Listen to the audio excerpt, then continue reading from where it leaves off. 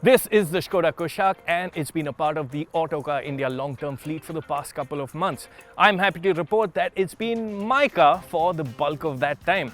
Over this video, I'll quickly run through what I've learned about the Kushaq, the good bits, the bad bits and all. I'll start with the positive, and point number one is the way it looks. I love the way it looks. It's got that nice classic European look about it, and ours is a Monte Carlo, which means out goes all the chrome and in comes this nice black effect. To my eyes, trading chrome for black makes any car look better. And as a sucker for wheels, I think the dual-tone Vega alloy wheels look smashing.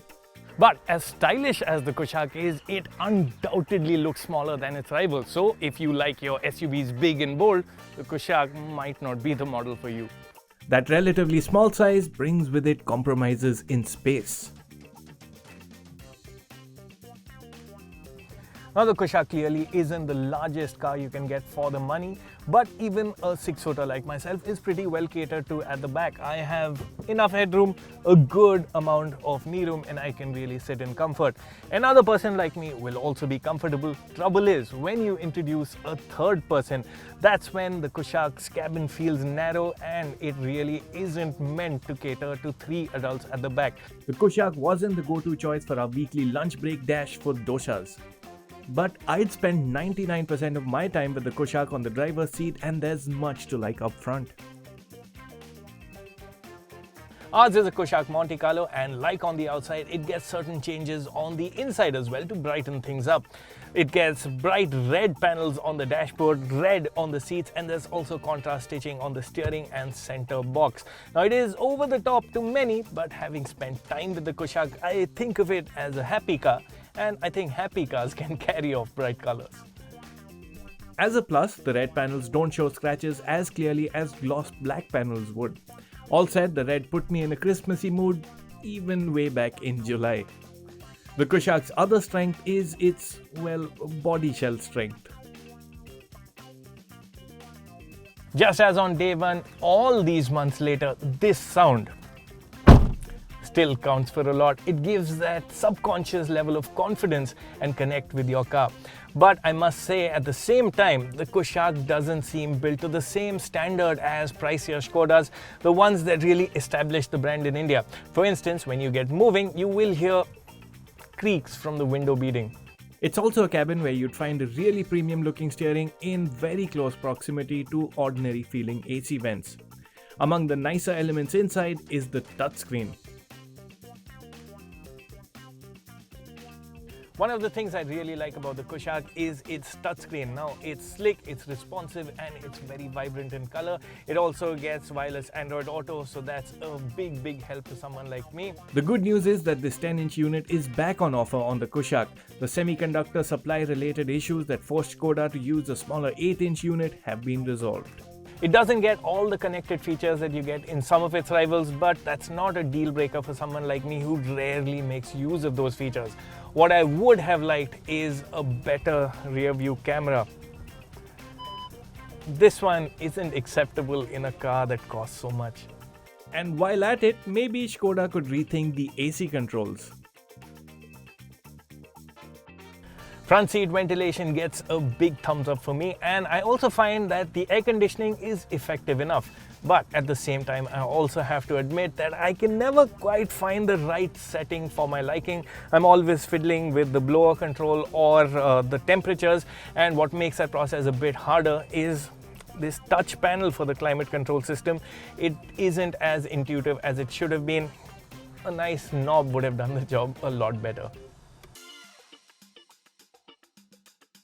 It's on everyday drives that you'll find an easygoing companion in the Kushaq. One of the things that I really like about the Kushaq is that it's so easy to drive. As I've already mentioned, it isn't the largest of SUVs, and that actually is a virtue in town.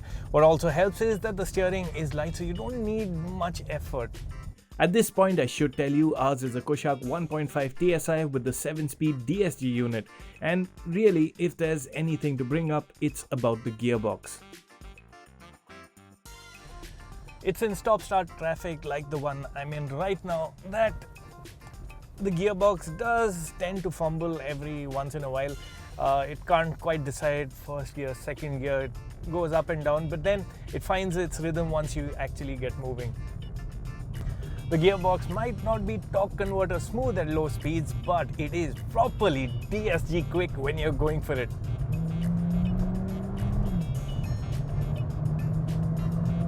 And that leads me to my favorite thing about the Kushaq: performance. The star of the show on the Skoda Kushaq 1.5 is its engine. Now this is a really buttery smooth engine, and it's got so much power, so much performance to give. It makes everyday drives so enjoyable.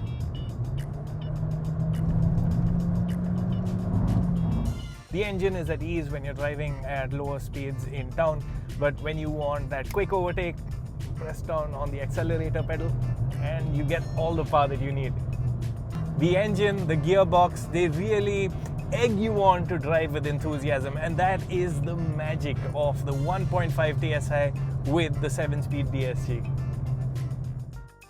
The engine is complemented by a taut chassis and handling is keen too. Trouble is, the Kushaq seems set up a bit too sporty. Now the Kushaq in general is set on the stiffer side, but you experience the worst of that on the back, because over a bad road or a large pothole, you will be chucked around quite a bit. Of the other things, I found lighting pretty good. The audio system that includes a subwoofer within the spare tire delivered a satisfactory sound, though audiophiles might want an upgrade for more depth. And while the 385-litre boot space might seem small on paper, it is roomy enough in reality. It happily accommodated all our camera gear on big outdoor shoots. I am happy to report though that our Kushaq hasn't given any other problems like the dreaded EPC error or even power window malfunctions. Our Kushaq hasn't gone or needed to go to the service center for an out-of-turn check. Speaking of which, a routine service on a Kushaq 1.5 TSI DSG is reasonable. Coming to the matter of fuel economy, I've been getting between lows of 8.5 kpl to a best of 11.5 kpl in the city. It's a big range, but traffic conditions play a huge role in the numbers. Mind you, I keep the auto stop-start switched off. Out on the highway, the economy number improves and ranges between 14.5 kpl with a full load to 17.5 kpl, which is good given the performance on hand. So that's a snapshot of life with the Kushaq. We've added over 10,000 kilometers to the odometer over the 8 months it's been with us, and the key takeaway is that this is an SUV that'll fit right into the life of a keen driver. Because the performance, fun, handling and overall driving experience more than compensate for some of its lesser points.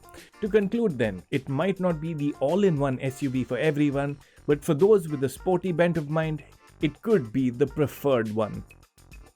I've enjoyed my time with the Kushaq, and so have some other family members.